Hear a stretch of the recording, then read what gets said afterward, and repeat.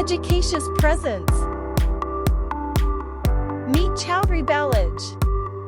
He is founder of Educatious, and here is his definition of it.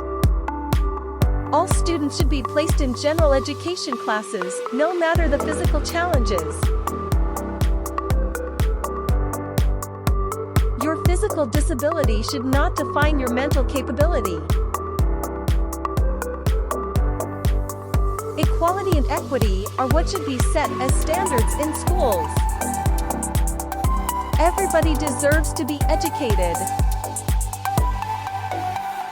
Subscribe for more.